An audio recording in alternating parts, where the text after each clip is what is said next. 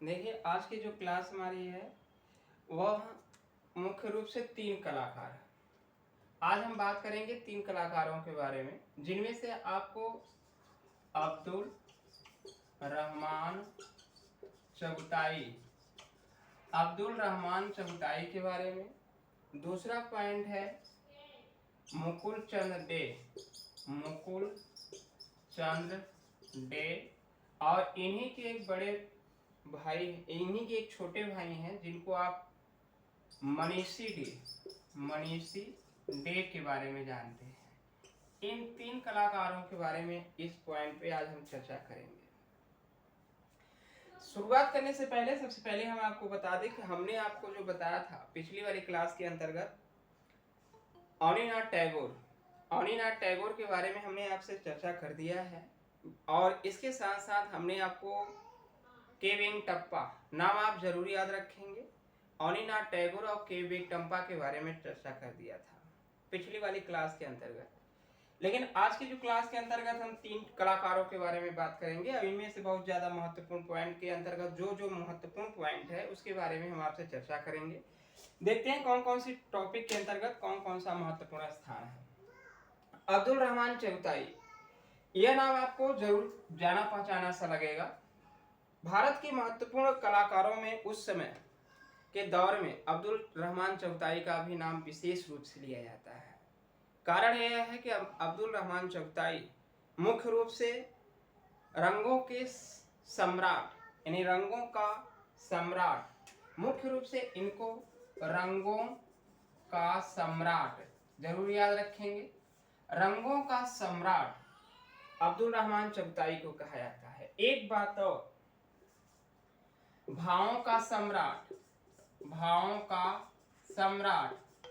यह भावों का सम्राट जो है बीसी सान्याल को कहा जाता है। बीसी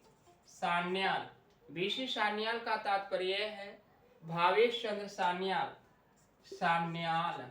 बीसी सान्याल रंगों का जादूगर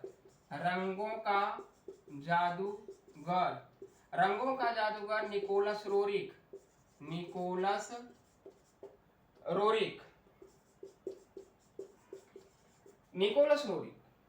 ये 3-4 पॉइंट ऐसे हैं जो रंगों से संबंधित हैं। रंगों के बारे में हमने आपसे चर्चा किया कि रंगों का जो सम्राट है वह अब्दुल रहमान चगताई को कहा जाता है मुख्य रूप से।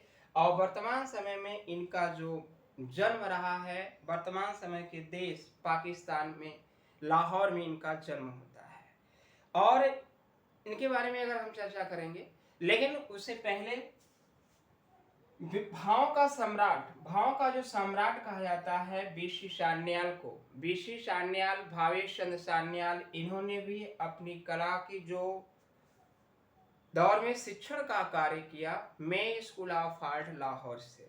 बाद में आकर के इन्होंने दिल्ली में एक संस्था का निर्माण किया था जिसको आप दिल्ली शिल्पी चक्र के नाम से जानते हैं। अब अगला जो है रंगों का जादूगर निकोलस रोरिक को कहा जाता है कि कला एक ऐसी चीज होती है जो देश दुनिया से परे होती है, वह किसी भी सीमा या किसी भी बंधन को नहीं स्वीकारती। वही कारण है आप देखेंगे कि निकोलस रोरिक को रंगों का जादूगर कहा जाता है, जबकि निकोलस रोरिक रूस के निवासी थे जन्मतः, यानी यह मूलतः रूस के निवासी थे, भारत में आकर के बसे थे। यह जरूरी याद रखेंगे कि निकोलस रोरिक एक रूसी कलाकार के रूप में जाने जाते हैं, यानी कि इनका जन्म रूस देश के अंतर्गत हुआ, लेकिन कहा जाता है कि भारत में यह आकर के वैसे और भारत की कला से, भारत की यहाँ मिट्टी की खुशबू से बहुत ही वाकिफ थे। इनके बारे में भी हम आपसे अगले पॉइंट पे चर्चा करेंगे। हमने 3 लोगों के नाम अभी आपको बताए हैं, इनके बारे में आप जरूर याद रखेंगे, लेकिन यह किस नाम से संबोधन किया जाता है। अब हम चर्चा करते हैं। ये 4 पॉइंट दोबारा बता दीजिए, अभी ज्वाइन हुए हम। अच्छा चलिए, देखिए हमने आपसे बताया कि भावों का सम्राट हमने आपसे बताया कि बीसी सान्याल यानी BC सान्याल। बीसी सान्याल को अगर आप जानते होंगे तो इनका पूरा नाम है भावेश चंद्र सान्याल। भावेश चंद्र सान्याल। भावेश चंद्र सान्याल के बारे में आपको पता है कि यह मुख्य रूप से इस शिक्षण का कार्य कहाँ करते हैं? लाहौर में, स्कूल ऑफ आर्ट लाहौर, वहाँ पे। इसके साथ साथ जब देश का विभाजन नहीं हुआ था तो बीसी सान्याल ने लाहौर में ही एक स्टूडियो खोला था। आप ये जानते हैं, जिनको आज पाकिस्तान देश के अंतर्गत वहाँ का सबसे बड़ा विद्यालय बन चुका है। लेकिन बीसी सान्याल बाद जब देश विभाजन होने के बाद यह दिल्ली आते हैं और दिल्ली आने पर यहाँ दिल्ली में दिल्ली शिल्पी चक्र की स्थापना करते हैं, जो कलाकारों का एक गठन है, कलाकारों का एक संगठन है। इस तरीके से भावेश चंद्र सान्याल को जाना जाता है। भावेश चंद्र सान्याल को भावों का सम्राट कहा जाता है। दूसरी बात आती है रंगों का जादूगर। रंगों का जादूगर निकोलस रोरिक को कहा जाता है। निकोलस रोरिक जरूर याद रखेंगे। निकोलस रोरिक एक रूसी कलाकार के रूप में जाए। आपको पता है कि भारत देश एक ऐसा देश है जहाँ पे मुख्य रूप से प्राकृतिक सुकुमारता आपके उत्तर भारत में देखने को मिलती है। तो यहीं को रूसी कलाकार निकोलस रोरिक ने अपना जीवन पर्यंत मुख्य रूप से उत्तरी भारत में देखने को मिलेगा इनका। और खास तौर से इन्होंने हिमालय की तलहटी, हिमालय के घाटियां से संबंधित महत्वपूर्ण चित्रों का निर्माण किया है। और कहा जाता है कि कला, जैसे हमने आपसे बताया कि कला एक ऐसी होती है जो न किसी देश को, न किसी सीमा को, न किसी बंधन को स्वीकारती है। वह किसी के बारे में विचारधारा नहीं रखती। वही प्रकार से आपको देखने को मिलेगा निकोलस रोरिक के बारे में। निकोलस रोरिक मूलतः यह रूस के निवासी हैं, लेकिन भारत की कला से बहुत ही प्रेरित है।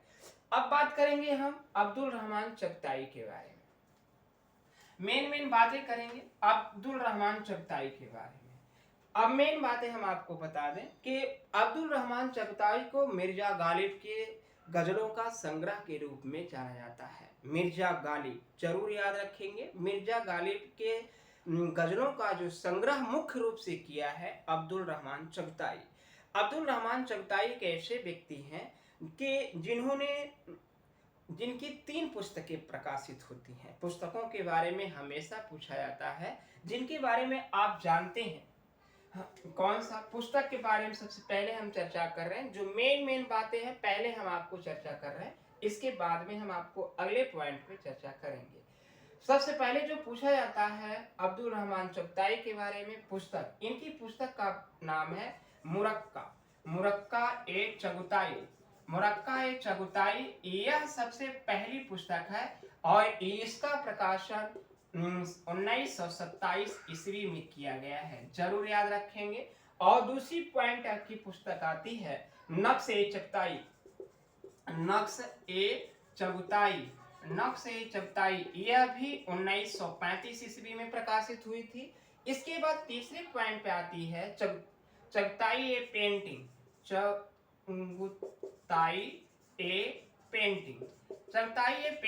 यह आपको 1940 ईस्वी में प्रकाशित होती है। 3 पुस्तकें आप जरूर याद रखेंगे अब्दुल रहमान चगताई के बारे में। और इन पुस्तकों में सबसे ज्यादा रेखांकन का, रंगों का जो कार्य हुआ है वह आपको सफेद और काले रंगों में सबसे ज्यादा चित्र बनाए गए हैं, यह जरूर याद रखना है। मुरक्का ए चगताई, नक्श ए चगताई और चगताई ए पेंटिंग्स, यह मुख्य रूप से मिर्जा गालिब के गजलों का संग्रह के रूप में चित्रांकन हुआ है। और यह चित्रण करने वाले व्यक्ति अब्दुल रहमान चगताई जाने जाते हैं। इनके बारे में आप जरूर याद रखें। दूसरी बात कही जाती है कि सबसे पहले अब्दुल रहमान चगताई के बारे में सबसे पहले क्या बातें थी? अब्दुल रहमान चगताई के बारे में सबसे पहले अगर देखते हैं, सबसे पहले क्या देखने को मिलेगा?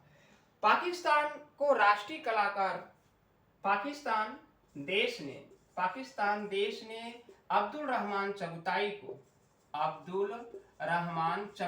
को राष्ट्रीय कलाकार की संज्ञा दी है। यह जरूर बात याद रखेंगे। राष्ट्रीय कलाकार क्यों कहा है? क्योंकि जब देश विभाजन होने के बाद मुख्यतः यह पाकिस्तान देश में जाकर बसे। कहा जाता है कि इनका जो जन्म होता है यह 1897 ईस्वी में 1897 ईस्वी में लाहौर में, कहा? लाहौर में पाकिस्तान में होता है। और इसके साथ साथ इनकी जो मृत्यु होती है 1975 ईस्वी में लाहौर में, जरूर याद रखेंगे। और कहा जाता है कि पाकिस्तान के साथ साथ यहाँ पे जब देश का बंटवारा नहीं हुआ था तो उस समय लाहौर भी भारत देश का एक हिस्सा हुआ करता था।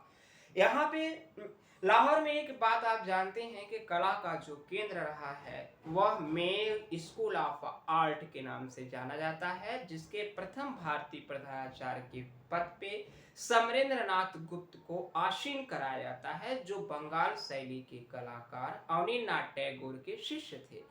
अब बात आती है कि लाहौर में जब इनका जन्म होने के बाद इन्होंने जो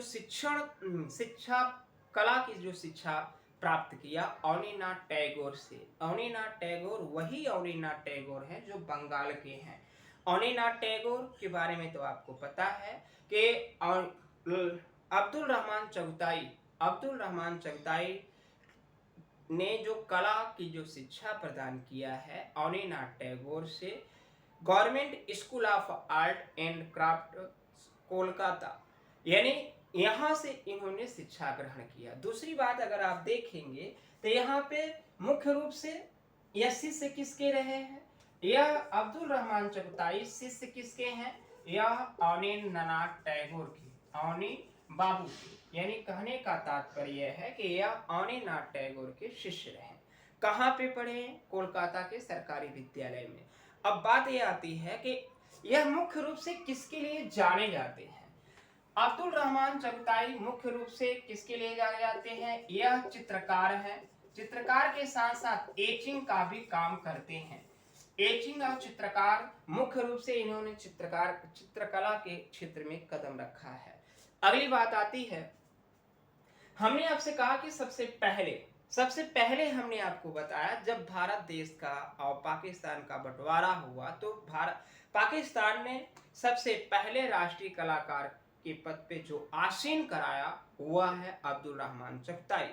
कहा जाता है कि अब्दुल रहमान चगताई मुख्य रूप से बंगाल में काम करते थे। अवनीनाथ टैगोर के सानिध्य में जब देश के बंटवारे होने के समय में इनको अवनीनाथ टैगोर ने कहा था कि आप अपने घर यानी अपने पैतृक निवास में जाकर के रह सकते हैं। उसी समय से अब्दुल रहमान चगताई लाहौर जाते हैं। लाहौर के मे स्कूल ऑफ आर्ट में वहाँ पे शिक्षण का कार्य करते हैं। यानी कि शिक्षण का जो कार्य किया है अब्दुल रहमान चगताई ने मे स्कूल ऑफ आर्ट में इनका संबंध रहा है। शिक्षण का कार्य का जो संबंध रहा मे स्कूल ऑफ आर्ट लाहौर से। अब हम सबसे पहले की बात कर रहे थे, सबसे पहले अब्दुल रहमान चगताई के बारे में क्या क्या बातें हैं। पाकिस्तान देश ने अब्दुल रहमान चगताई को राष्ट्रीय कलाकार की संज्ञा दी है। जरूर याद रखेंगे, राष्ट्रीय कलाकार की संज्ञा पाकिस्तान देश ने अब्दुल रहमान चगताई को दिया है। दूसरी बात पॉइंट पे आता है, दक्षिण एशिया के सबसे पहले मुस्लिम चित्रकार के रूप में जाने जाते हैं। मुस्लिम चित्रकार के रूप में दक्षिण एशिया में सबसे पहले अब्दुल रहमान चगताई जाने जाते हैं। अगली बात पे पॉइंट अगर आप देखें, पाकिस्तान के टेलीविजन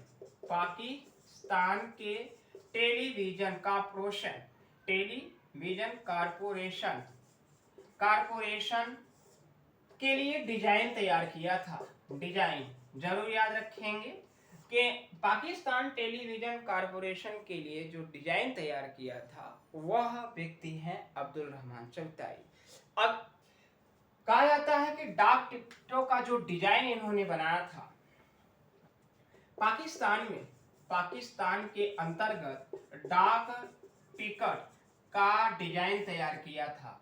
अब पॉइंट पे अगर अगला जो पॉइंट आता है, यहाँ पे कहा जाता है कि पाकिस्तान के स्वतंत्रता दिवस पर इन्होंने नौ डाक टिकटों का एक सेट तैयार किया था। 9 डाक टिकट का एक सेट तैयार किया था। कहाँ? पाकिस्तान के स्वतंत्रता दिवस पर इन्होंने 9 टिकटों का एक सेट तैयार किया है। अगली बात आती है इनकी पहली पेंटिंग 1916 ईस्वी में मॉडर्न रिव्यू पत्रिका में छपती है। यानी कि इनकी पहली पेंटिंग, अब्दुल रहमान चगताई की पहली पेंटिंग 1916 ईस्वी में मॉडर्न रिव्यू नामक पत्रिका में छपती है। इतने पॉइंट रहे जो आपको सबसे पहले देखने को मिलेंगे, सबसे पहले। और यह चीजें रही। अब पुरस्कार के बारे में हम आपको बता दें। पुरस्कार के अंतर्गत देखने को मिलेगा सबसे पुरस्कार के अंतर्गत इनको अंग्रेजी सरकार के द्वारा खान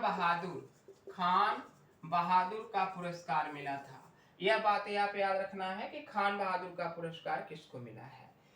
और इसके साथ साथ इनकी एकल प्रदर्शनी आपको कब होती है? 1919 में लाहौर में इन्होंने एकल का मतलब होता है अकेले। एकल प्रदर्शनी इनकी लाहौर में 1919 ईस्वी में होती है। एकल का तात्पर्य है अकेले प्रदर्शनी का आयोजन, अकेले पेंटिंग्स का, चित्रों का निर्माण, प्रदर्शनी लगाना, उसको एकल प्रदर्शनी के नाम से जाना जाता है। तो हमने आपसे बताया कि अब्दुल रहमान चगताई की एकल पेंटिंग यानी एकल प्रदर्शनी का आयोजन लाहौर में 1919 ईस्वी में होता है। और इसके साथ साथ अब्दुल रहमान चगताई ने स्टाम्प बुक कवर के लिए और सिक्कों के लिए डिजाइन तैयार किए थे। ये बातें आप याद रखेंगे। यहाँ पे इतनी बातें थी जो मुख्य रूप से हमने आपके सामने चर्चा किया। अगर आप देखें तो अब्दुल रहमान चगताई मुख्य रूप से हमने कहा कि यह छापा चित्रण के लिए भी जाने जाते हैं और चित्रकार भी हैं। चित्रकार के साथ साथ हमने आपसे बताया कि यह मुख्य रूप से चित्रकार के लिए फेमस है।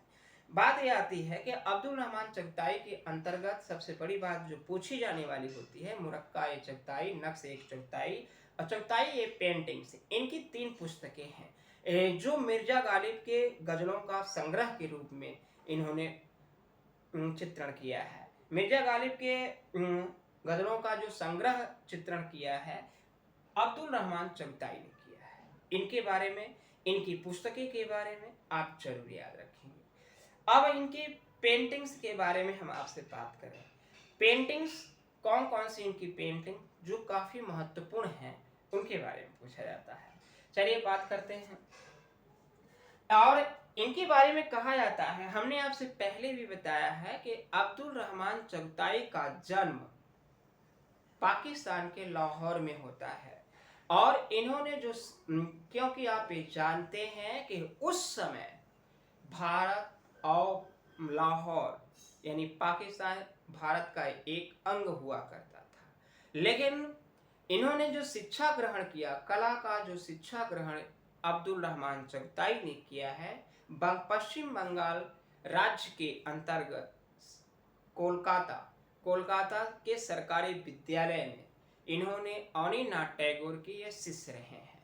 मुख्य रूप से यह बातें आप जरूर याद रखेंगे। और कहा जाता है कि हमने आपसे देश विभाजन होने के बाद अनिनाथ टैगोर की आज्ञा लेने के उपरांत यह मे स्कूल ऑफ आर्ट लाहौर के शिक्षण के पद पे एक कार्य करते हैं। इतनी बातें हैं जो आपके लिए काफी महत्वपूर्ण साबित हैं। यह आपका सिद्धांत रहा। अब हम अब्दुल रहमान चगताई के बारे में चित्र की चर्चा करेंगे, कौन कौन सी इनके महत्वपूर्ण चित्र के बारे में जानते हैं।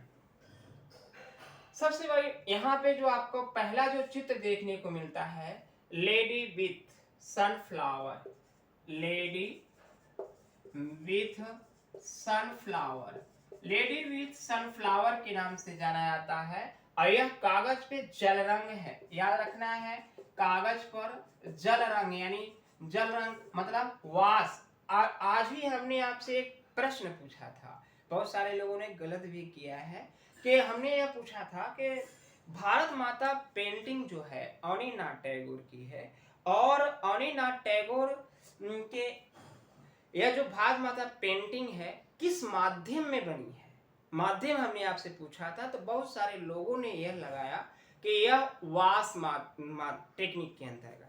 हमने आपसे प्रश्न पूछा था, पहले हम प्रश्न के बारे में थोड़ा सा बात कर लेते हैं कि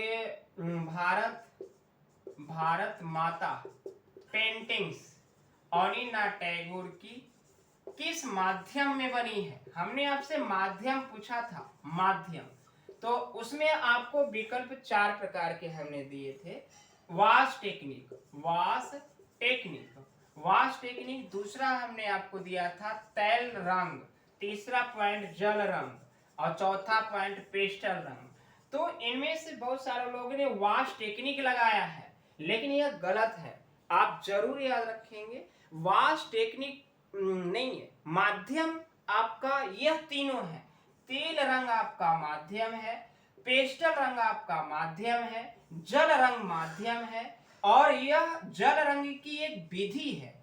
विधि, टेक्निक का मतलब होता है विधि। हमने आपसे पहले भी बताया है कि टेक्निक का तात्पर्य होता है विधि, यानी कि जिसको आप कहते हैं तकनीक, जिसको आप तकनीक के भी नाम से जानते हैं। यह शब्दावलियां हैं, इसको आप जरूर याद रखेंगे।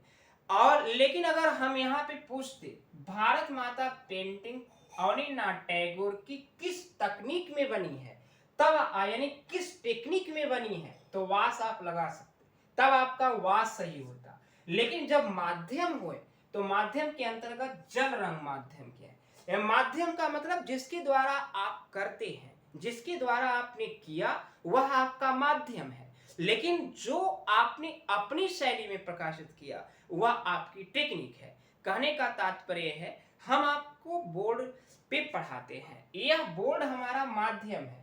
किससे पढ़ाते हैं? मार्कर से। तो यह मार्कर हमारा माध्यम है, लेकिन जो हमें यह लिखते हैं, यह हमारा टेक्निक है। हम अगर इसको और अलग तरीके से लिखें तो यह हमारी टेक्निक कही जाएगी, यह हमारी पर्सनल की शैली कही जाएगी, यह हमारी विधि कही जाएगी, यह हमारी तकनीक कही जाएगी। यानी कहने का तात्पर्य है कि यह हमारा क्या है, एक प्रकार का बोर्ड माध्यम है, मार्कर माध्यम है, जल रंग माध्यम है, लेकिन जो उसके द्वारा किया जाता है, जो वह कर रहा है, वह उसकी क्या है, विधि है, वह उसकी तकनीक है। और यह कलाकार की जो विधि होती है, वह व्यक्ति विशेष कलाकार के द्वारा अपने गुण के आधार पर होती है। यह बातें आप जरूर याद रखेंगे, क्योंकि यहाँ भारत माता पेंटिंग के बारे में हमेशा पूछा जाता है। तो हमने आपसे बताया कि यह आपको वाश टेक्निक यानी कहने का तात्पर्य है, जिसको आप प्रक्षालन के नाम से जानते हैं, जिसको आप धौत के नाम से जानते हैं, यह टेक्निक के आधार पे बनाई गई है, लेकिन माध्यम आपका जल रंग है। यही आपको कंफ्यूजन रहता है, इसलिए आप इसको जरूर क्लियर रखें। अगला प्रश्न देखेंगे। हमने आपसे बताया कि लेडी विथ सनफ्लावर, यह कागज पे जल रंग है, किसका? अब्दुल रहमान चगताई का। अगला देखेंगे women with world, women with world, women with world, यह भी आपका कागज पे जल रंग है, यानी वाश टेक्निक के अंतर्गत। वाश टेक्निक, यह पॉइंट आप जरूर याद रखेंगे, समझ में जरूर आना चाहिए। अगला है होली, यानी होली, यह कागज पर जल रंग इन टेम्परा के द्वारा यह बनाया गया है। यह राष्ट्रीय आधुनिक कला दीर्घा यानी राष्ट्रीय आधुनिक कला संग्रहालय नई दिल्ली में सुरक्षित है। अगली बात आती है हीरामन तोता। हीरामन तोता, हीरामन तोता यह भी कागज पे वाश टेम्परा के माध्यम से बनाया गया है और यह भी राष्ट्रीय संग्रहालय राष्ट्रीय आधुनिक कला दीर्घा यानी राष्ट्रीय आधुनिक कला संग्रहालय नई दिल्ली में है। अगली पॉइंट पे बात करेंगे तो अनारकली। अनारकली, इसके बाद सहारा की राजकुमारी।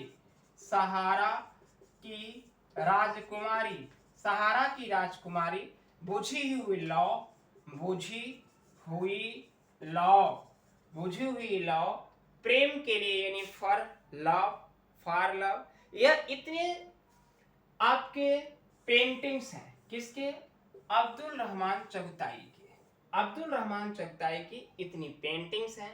अब इसके बाद हम एक पॉइंट पे और चर्चा कर देते हैं, चित्र श्रृंखला। अब्दुल रहमान चगताई की जो चित्र श्रृंखला है वह काफी फेमस रही है। Gloomy, gloomy Radhika, gloomy Radhika यह काफी फेमस रही है। यह चित्र श्रृंखला है, याद रखेंगे चित्र श्रृंखला। हमने आपसे चर्चा भी किया था चित्र श्रृंखला किसे कहते हैं। चित्र एक ही विषय पे अनेक चित्रों का निर्माण करना ही चित्र श्रृंखला कहा जाता है। कहने का तात्पर्य यह है एक ही विषय पे अनेक चित्र जब बनाए जाते हैं तो उसको चित्र श्रृंखला के नाम से संबोधन किया जाता है। तो यह प्रक्रिया अब्दुल रहमान चगताई ने चित्र श्रृंखला के बेस पे जो पेंटिंग बनाई है वह पेंटिंग का नाम है ग्लूमी राधिका। यह इनके चित्र श्रृंखला है।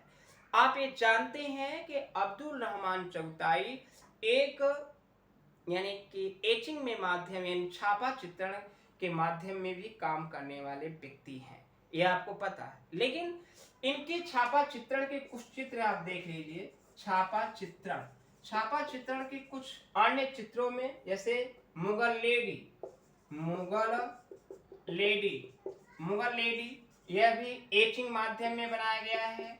एचिंग, एचिंग के अंतर्गत हिरण के साथ लैला, हिरण के साथ लैला और old musician, old musician, musician यह भी आपको एचिंग माध्यम में देखने को मिलेगा।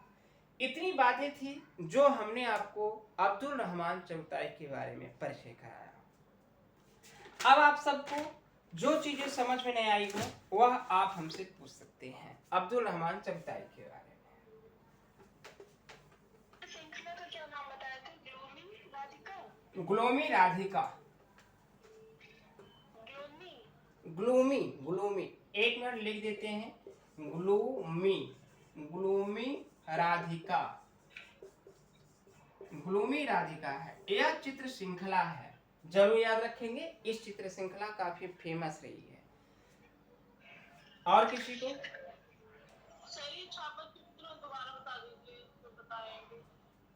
छापा चित्रण के अंतर्गत बहुत ज्यादा महत्वपूर्ण पॉइंट नहीं है। छापा चित्रण के अंतर्गत आप अगर याद रखेंगे तो Mughal lady, Mughal lady, Mughal lady यह आपके एचिंग माध्यम में बनाया गया चित्र है। दूसरा आपका है old musician, old musician, musician, old musician यह भी एचिंग में है।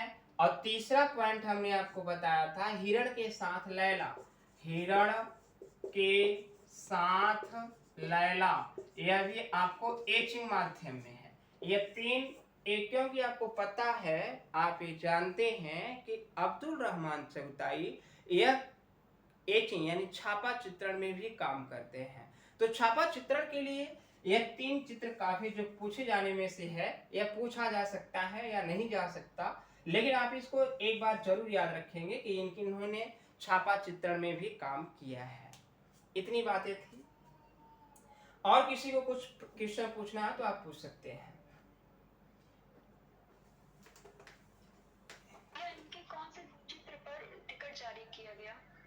टिकट इनके चित्र नहीं है, इन्होंने टिकट चित्र पे जारी नहीं किया गया, इनके द्वारा बनाए गए डिजाइन तैयार किए गए थे। डिजाइन है, यानी जो डाक टिकट का इन्होंने डिजाइन तैयार किया है। ठीक है। अच्छा, भैया इनकी पुस्तक का नाम बताना दोबारा। पुस्तक के बारे में आपको याद रखना है कि चगताई क्या बोलते हैं, अब नक्काश ए चगताई, मुरक्का। मुरक्का ए चगताई, मुरक्का ए चगताई, मुरक्का ए चगताई, यह आपका 1927 ईस्वी में प्रकाशित होती है। दूसरी जो पुस्तक है नक्श, नक्श ए चगताई, ए चगताई, यह आपका 1935 ईस्वी में प्रकाशित होती है। तीसरी जो पुस्तक है चगताई, चगताई ए पेंटिंग्स, चगताई ए पेंटिंग्स 1940 ईस्वी में प्रकाशित होती है। चगताई ए पेंटिंग्स ये दिल्ली से प्रकाशित, यानी दिल्ली से प्रकाशित हुई थी, इसको आप याद रख सकते हैं। और यह जो तीनों पुस्तकें हैं मिर्जा गालिब के गजलों का संग्रह के रूप में चित्रण हुआ है, और इनमें काले और सफेद रंग का सबसे अधिक प्रयोग किया गया है इन चित्रण के बारे में। यह तीनों पुस्तकें हैं, इसको आप नोट्स में लिखा हुआ है, आप देख सकते हैं। इतनी बातें हैं। अब किसी के मन में और सवाल है तो आप पूछ सकते हैं। अब अगले पॉइंट पे हम चर्चा करेंगे। अगला जो कलाकार है वह है मुकुल चंद डे। मुकुल चंद डे के बारे में हम आपको कुछ बातें बता दें शुरुआती दौर के अंतर्गत। तो मुकुल चंद डे और इसके साथ साथ आप ये जानते हैं कि मनीषी डे, मुकुल चंद डे, मनीषी डे और रानी चंद्रा, ये तीन व्यक्तियों का नाम तो हमने आपको पहले भी बताया है, आपने सुना भी होगा, याद भी होगा आपको। रानी चंद्रा को आपको पता है कि रानी चंद्रा अनिनाथ टैगोर की प्रिय शिष्या थी, यानी कलाकार थी। रानी चंद्रा जब शिष्या बन गई अनिनाथ टैगोर की तो यह कलाकार भी हैं, आपको पता है। और रानी चंद्रा, मनीषी डे और मुकुल चंद डे, यह तीनों भाई बहन हैं।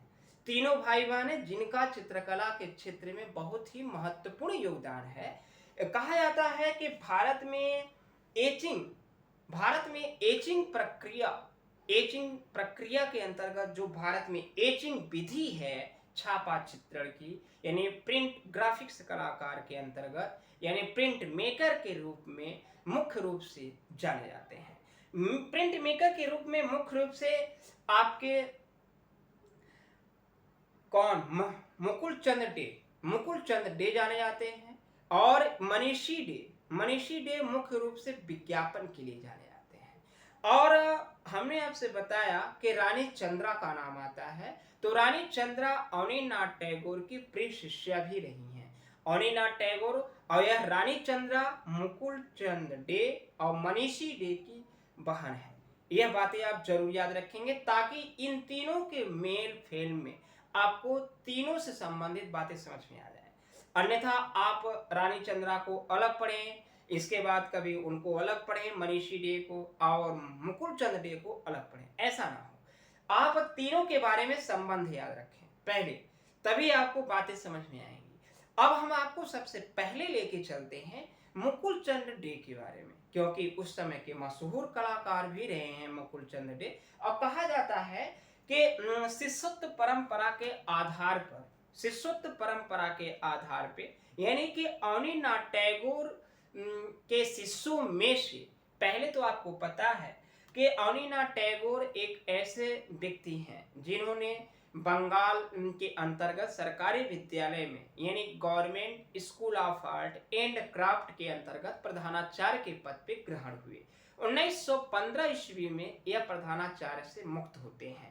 आगे चल करके अगर अनिनाथ टैगोर के शिष्य में अगर सरकारी विद्यालय, यानी सरकारी विद्यालय कहने का तात्पर्य है government school of art and craft के अंतर्गत किसी को प्रधानाचार्य को पद पे ग्रहण कराया जाता है, तो वह है आपके मुकुल चंद डे। मुकुल चंद डे का महत्वपूर्ण नाम आता है। और दूसरी बात यह आती है कि इन्होंने जो शिक्षा ग्रहण किया है यह अनिनाथ टैगोर की देखरेख में हुआ, लेकिन यह बंगाल शैली के कला स्कूल से संबंधित नहीं थे। यह कलाकार थे शांति निकेतन के। आप एक आपको पता है कि शांति निकेतन से इन्होंने शिक्षा ग्रहण किया, लेकिन उस समय शांति निकेतन में कला भवन की भी स्थापना नहीं हुई थी जब मुकुल चंद डे ने शांति निकेतन में कला शिक्षा ग्रहण किया। क्यों? क्योंकि हमने आपसे बताया कि 3 बातें। पहले आप बात को क्लियर रखेंगे और तभी आपको बातें समझ में आएंगी, अन्यथा आप शांति निकेतन और सरकारी विद्यालय, कोलकाता का सरकारी विद्यालय के अंतर्गत भटकते रहेंगे कि कहाँ के कलाकार थे। इसके बारे में आप सबसे पहले क्लियर रखेंगे। हम थोड़ी सी बात पे चर्चा कर दें। सबसे बड़ी बात यह आती है मुकुल चंद डे के बारे में।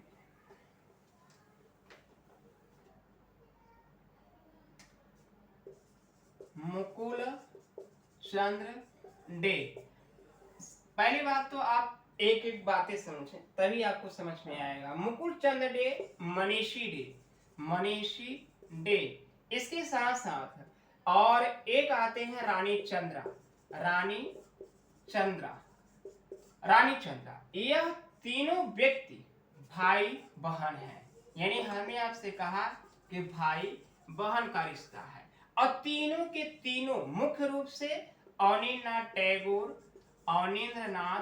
टैगोर के यह 2 कलाकार शिष्य रहे हैं।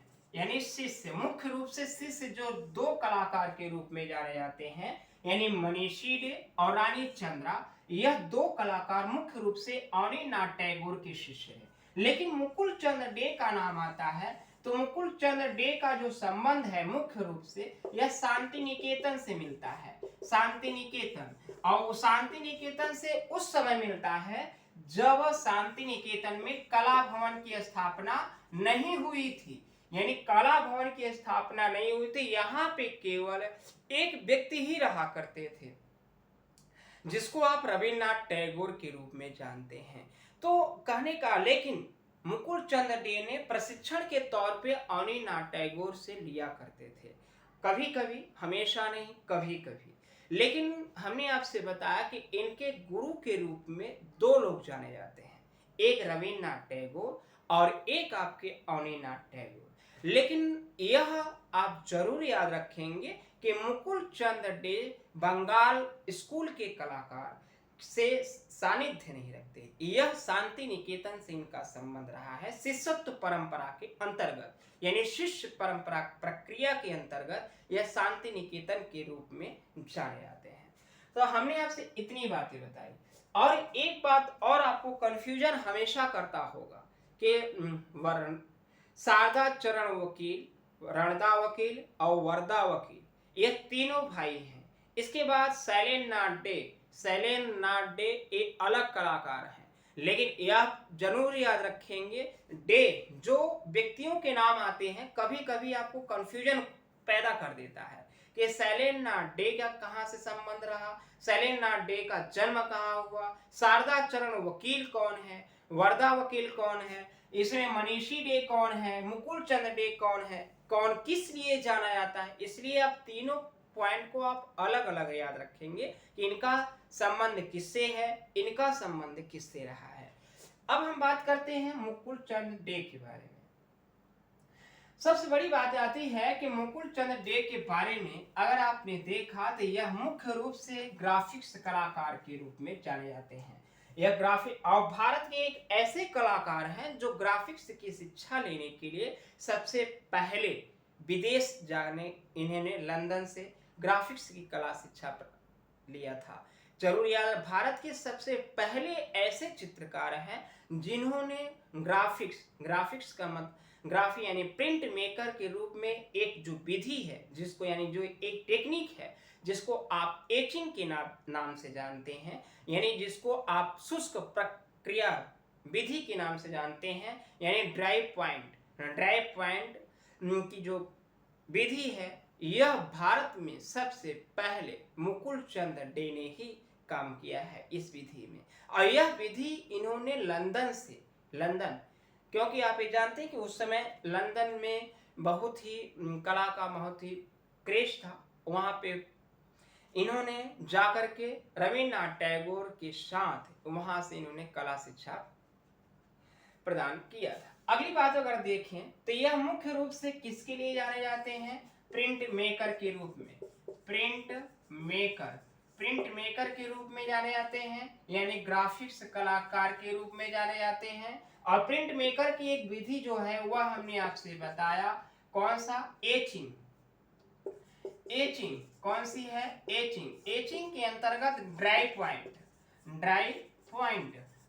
पॉइंट की प्रक्रिया के लिए यह मुकुल चंद डे जाने जाते हैं।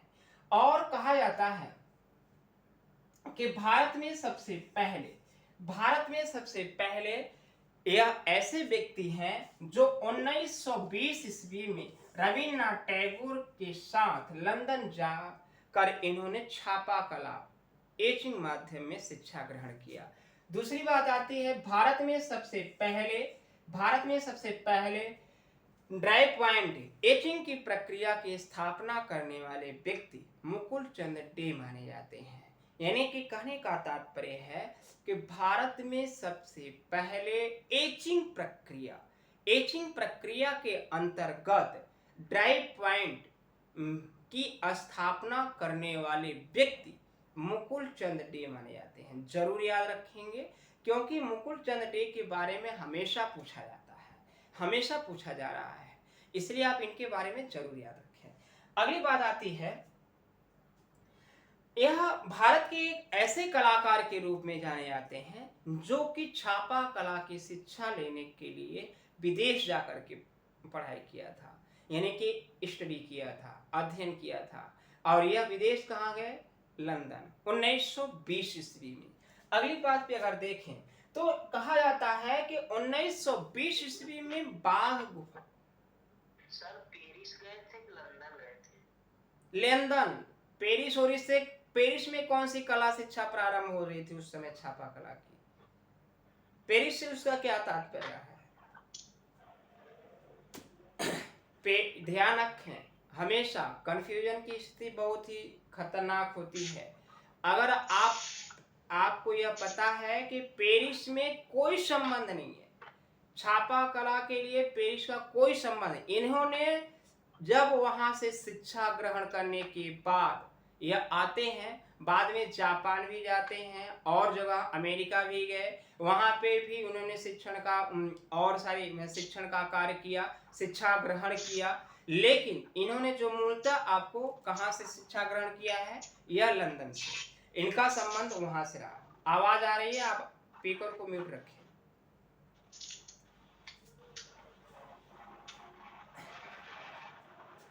आवाज आ रही है? स्पीकर को म्यूट रखें। अरे यार,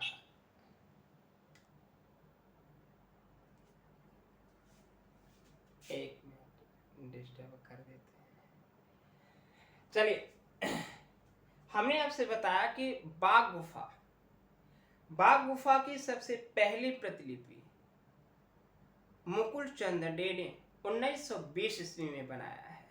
यह जरूर याद रखना है कि मुकुल चंद डे ने बाघ गुफा की सबसे पहली प्रतिलिपियां 1920 ईस्वी में तैयार किया है। यह रहा सबसे पहले के बारे में आप जरूर याद रखेंगे। भारत में सबसे पहले मुकुल चंद डे के बारे में क्या क्या किया? भारत में सबसे पहले बाघ गुफा की प्रतिलिपि बनाने वाले व्यक्ति भी मुकुल चंद डे हैं। भारत में ड्राई पॉइंट की स्थापना छापा चित्रण के अंतर्गत करने वाले व्यक्ति मुकुल चंद डे हैं। और भारत में सबसे पहले नगर विदेश में जा करके कोई कला शिक्षा, छापा कला शिक्षा ग्रहण करता है तो वह मुकुल चंद डे हैं। और इसके साथ साथ यहाँ पे अगर आप देखें, भारत में सबसे पहले प्रिंट मेकिंग की शिक्षा ग्रहण करने वाले विदेश जाकर इन्होंने शिक्षा ग्रहण किया था, जिनमें से महत्वपूर्ण कलाकार मुकुल चंद डे माने जाते हैं। यह रही बातें हमने आपसे चर्चा किया मुकुल चंद डे के बारे में। अब इनके हम जीवन परिचय।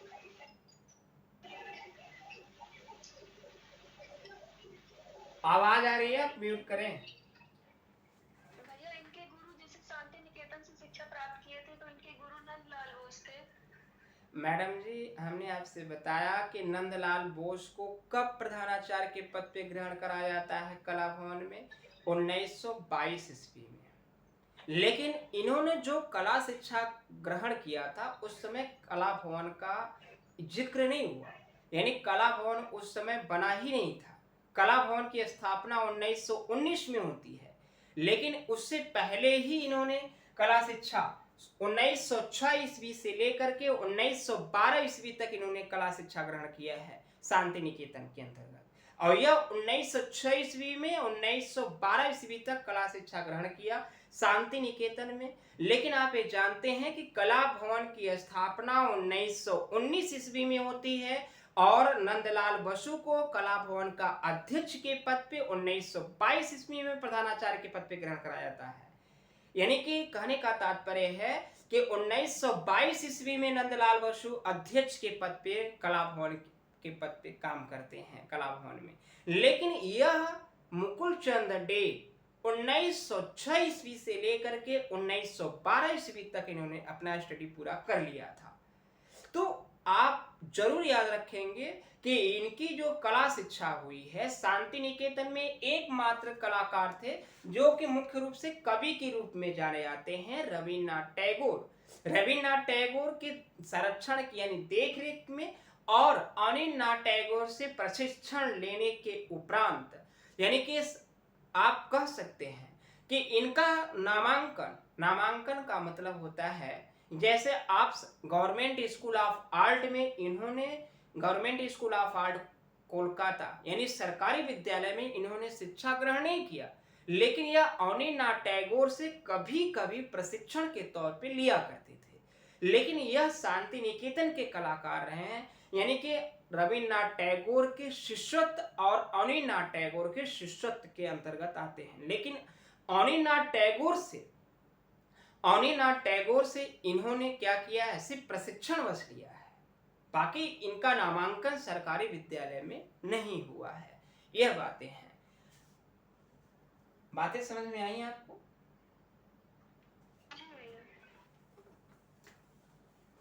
अगला देखिए, हम मुकुल चंद डे के बारे में बात करेंगे। मुकुल चंद डे के इनके जन्म 1895 ईस्वी में होता है बांग्लादेश, जो वर्तमान समय का बांग्लादेश है। आपको पता है यह टाइम, आप देखिए जो मेन टाइम है 1905 ईस्वी का मेन टाइम है। 1905 ईस्वी में पश्चिम बंगाल के अंतर्गत बांग्लादेश का विभाजन होता है, यानी पश्चिम बंगाल का विभाजन होता है। तो उसमें एक नए देश की स्थापना होती है जिसको आज आप पूर्वी पाकिस्तान के नाम से जानते हैं, जिसकी राजधानी ढाका है। लेकिन अगर आप देखें तो यहाँ पे 1895 ईस्वी में बांग्लादेश वर्तमान समय में, लेकिन वह उस समय पश्चिम बंगाल का एक हिस्सा हुआ करता था। उस समय जो बांग्लादेश आज है भारत का पड़ोसी देश है, लेकिन उस समय पश्चिम बंगाल का एक हिस्सा हुआ करता था। इसी बांग्लादेश के अंतर्गत इनका जन्म होता है। दूसरी बात, इनकी मृत्यु होती है 1989 ईस्वी में शांति निकेतन में। कहाँ? शांति निकेतन। अब शांति निकेतन तो आपको पता है, शांति निकेतन कहाँ है? बीरभूम जिले के अंतर्गत पश्चिम बंगाल में, पश्चिम बंगाल राज्य के अंतर्गत बीरभूम जिले के अंतर्गत शांति निकेतन शहर में कला भवन में, वहीं पे इनकी मृत्यु होती है। और हमने आपसे बताया कि इनके पिता है कुलाचंद्र, याद रखेंगे। और इनकी माता का नाम है पूर्वासी। यह सब सारी दोनों चीजें नहीं आती, कभी नहीं पूछा जाता, लेकिन इनके बारे में अगर आप सिर्फ नाम बस याद रखें, अगर नाम याद रखना चाहते हैं तो रखें, नहीं तो कोई बात नहीं। लेकिन आप यह दो बातें जरूर याद रखेंगे मुकुल चंद डे के बारे में कि इनके भाई के बारे में हमने आपसे बताया था मनीषी डे, और इसके साथ साथ बहन के बारे में हमने आपसे कहा था रानी चंद्रा के बारे में। अब यह दोनों लोगों के बारे में आप जरूर याद रखें। अब कहा जाता है कि मनीषी डे और रानी चंद्रा के जो गुरु रहे हैं, कला गुरु के रूप में जो जाने जाते हैं, अवनींद्रनाथ टैगोर जाने जाते हैं। जरूर याद रखेंगे क्यों? इनका रविन्द्रनाथ टैगोर से शिष्यत्व परंपरा के अंतर्गत कोई संबंध नहीं रहा है। यह बातें आप जरूर याद रखना है आपको, क्योंकि काफी महत्वपूर्ण बात आती है। हमने आपसे लोग यहीं पे कंफ्यूजन पैदा हो जाता है लोगों को कि मनीषी डे, रानी चंद्रा, आपने पढ़ा भी था। अनिलनाथ टैगोर जब हम आपको बता रहे थे तो वहां पे भी हमने आपसे जिक्र किया था कि रानी चंद्रा जो शिष्यत्व परंपरा के अंतर्गत एक महिला शिष्य रही हैं अनिलनाथ टैगोर का, जो कि रानी चंद्रा के नाम से जानी जाती हैं। रानी चंद्रा अनिलनाथ टैगोर की शिष्य हैं, लेकिन यह बहन किसकी हैं? मुकुल चंद डे और मनीषी डे। मनीषी डे का जो शिष्यत्व परंपरा के अंतर्गत रहा है वह अनिलनाथ टैगोर से रहा, लेकिन मुकुल चंद डे का जो मिलता है वह आपको शांति निकेतन में रविन्द्रनाथ टैगोर और इसके बाद अनिलनाथ टैगोर के सानिध्य में मिलता है। यह दोनों बातें आपको अलग अलग हैं, यह आप क्लियर रखेंगे। अब अगली बात आती है यहाँ पे कि हमने आपसे बताया कि मुकुल चंद डे कब तक शिक्षा ग्रहण करते हैं। यह मुकुल चंद डे 1906 ईस्वी से लेकर के 1912 ईस्वी तक शांति निकेतन में, कहा? शांति निकेतन में इन्होंने शिक्षा ग्रहण किया था। अब हमने आपसे बताया कि यह मुख्य रूप से एचिंग प्रक्रिया के लिए जाने जाते हैं। एचिंग प्रक्रिया के लिए जाने जाते हैं। इन्होंने एचिंग प्रक्रिया पे एक किताब लिखी है, पुस्तक काफी फेमस रही है और यह माई फर्स्ट एचिंग, इस पुस्तक का नाम है my first etching. My first etching, यह काफी महत्वपूर्ण पॉइंट है। इन्होंने जो पुस्तक का जो संकलन किया है उस पुस्तक का नाम है माई फर्स्ट एचिंग। ये जरूर याद रखेंगे, नोट्स में लिखा नहीं गया है, आप उसको जरूर लिख लेंगे। माई फर्स्ट एचिंग, यह my first etching Mukul Chand day की पुस्तक है, जरूर याद रखना है। और कहा जाता है, कहीं कहीं किताब में मिलता है कि मुकुल चंद डे 1929 से लेकर के 1944 तक, 1929 से लेकर के 1944 तक यह गवर्नमेंट स्कूल ऑफ आर्ट के कोलकाता के अंतर्गत यह प्रधानाचार्य रहे हैं। लेकिन कहीं कहीं आपको जिक्र मिलेगा कि 1929 से लेकर के 1943 तक आपके यह प्रधानाचार्य के पद पे रहे। लेकिन आप याद रखेंगे 1929 का और 1944 तक का, 1929 से 1944 तक यह डेट वोट आप ज्यादातर न याद रखें। सिर्फ हम आपको सिर्फ सिद्धांत की प्रक्रिया को, कंफ्यूजन को दूर कराने के लिए डेट बताते हैं, ताकि आपको ऐसा ना महसूस हो कि यह कहाँ गए, सबसे पहले कहाँ रहे, सबसे बाद। जब तक आप डेट डिसाइड करेंगे तभी तो आपको सारी बातें क्लियर हो पाएंगी कि कौन व्यक्ति कहाँ पहले गया, किसके समय में सबसे पहले काम किया। जब वह पहले आपको तभी पता चलेगा जब आप डेट के बारे में याद रखेंगे।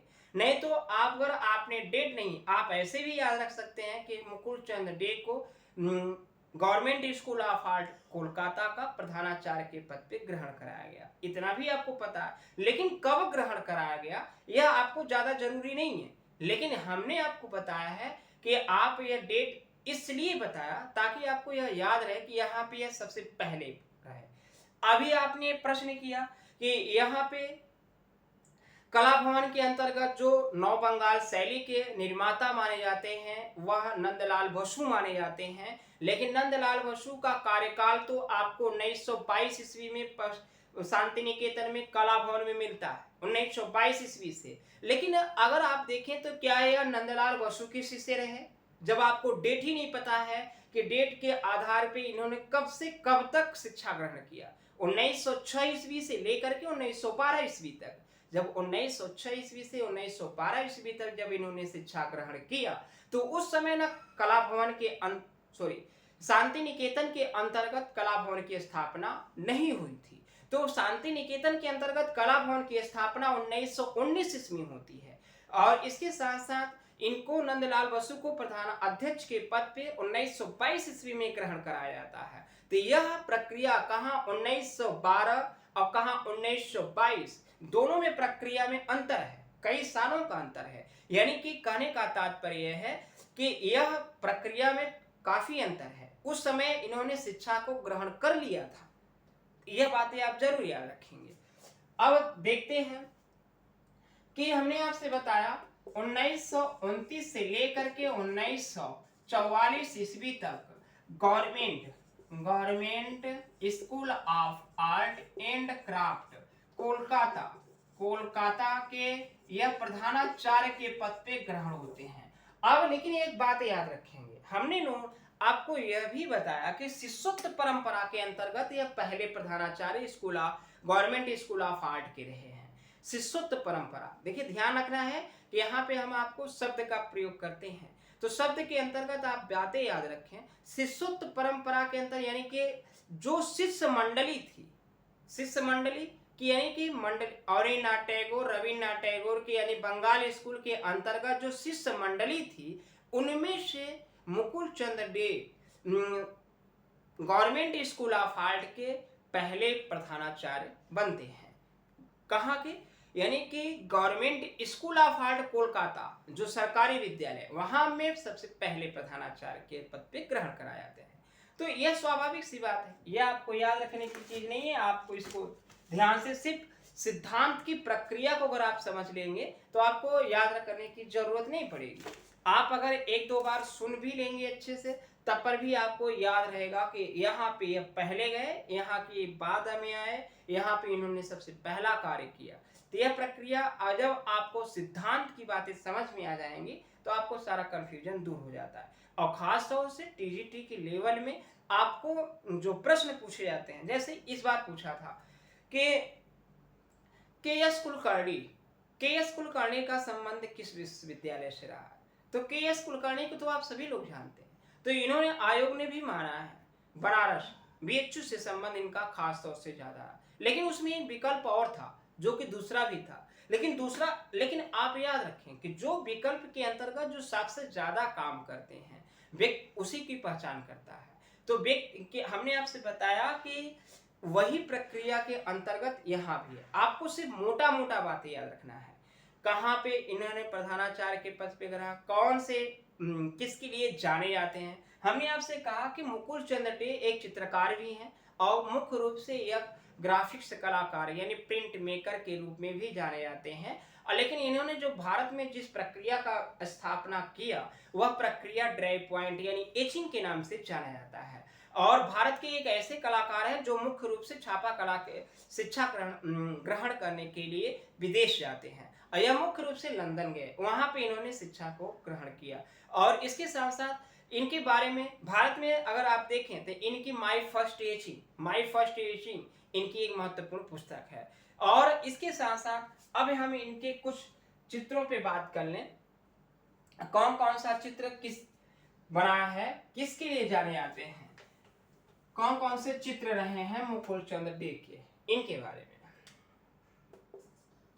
देखिए। बात आती है, इनका एक चित्र है, चित्र जो आपको मिलेगा वह तर्पण, याद रखना है, तर्पण यह चित्र है, ध्यान रखना है, यह चित्र है। और यह कागज पे टेम्परा जल रंग यानी कि कागज पर टेम्परा जल रंग माध्यम से बनाया गया है। इस समय यह जो तर्पण चित्र है राष्ट्रीय आधुनिक कला संग्रहालय नई दिल्ली में सुरक्षित है, राष्ट्रीय आधुनिक कला संग्रहालय नई दिल्ली में। दूसरी बात आती है, अब हम बात कर रहे हैं छापा चित्रण के अंतर्गत कौन कौन सी इनकी मतलब पेंटिंग्स हैं, इनके बारे में हमने आपसे कहा था चांदनी रात में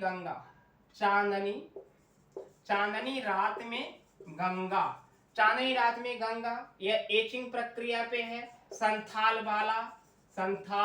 बाला यह भी एचिंग है। संथाल महिला यह भी एचिंग है। शकुंतला की विदाई, अल्बर्ट आइंस्टीन, यह सारी जितने भी चित्र हैं यह आपके किस मुकुल चंद के डे के चित्र हैं और सब एचिंग प्रक्रिया के अंतर्गत बनाए गए हैं। इतनी बातें थी किसके अंतर्गत, मुकुल चंद डे। अब इनके भाई हैं, एक कौन है, मनीषी डे। उनके बारे में बहुत ज्यादा लंबा टॉपिक नहीं है, मात्र 5-7 मिनट का है, उसको भी हम खत्म कर देते हैं इसी में। अगला देखें,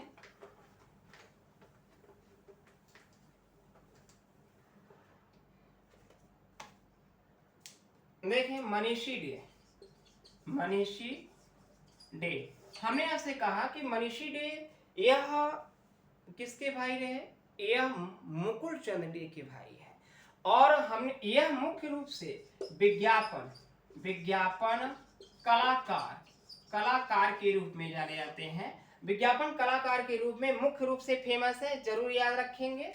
और इसके साथ साथ यह अवनींद्रनाथ टैगोर के शिष्य रहे हैं, और इसके साथ साथ नंदलाल बसु के भी शिष्य परंपरा के अंतर्गत इनका नाम लिया जाता है।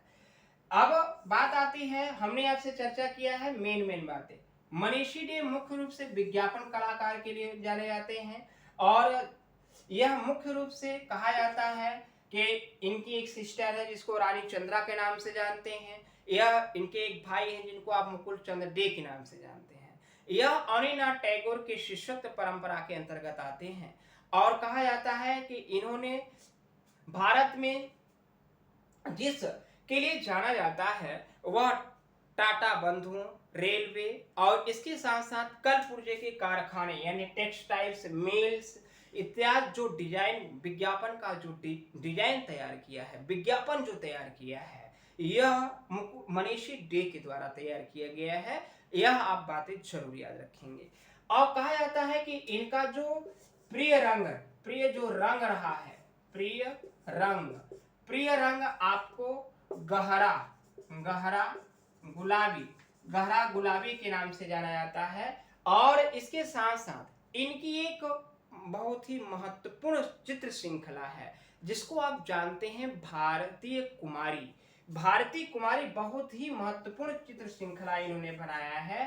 भारतीय कुमारी यह चित्र श्रृंखला है, भारतीय कुमारी के नाम से जाना जाता है। और यह तैल रंग माध्यम में बनाया गया है। तैल रंग के अंतर्गत गहरा गुलाबी, इसमें आपको ज्यादा रंग प्रयोग किया गया है। कौन सी? भारतीय कुमारी जो चित्र श्रृंखला है, यह इनका काफी फेमस है। हमने आपसे बताया कि रेलवे टाटा बंधुओं की और इसके साथ साथ टेक्सटाइल्स मिल इत्यादि के लिए जो विज्ञापन तैयार किया है, यह मनीषी डे के द्वारा तैयार किया गया है।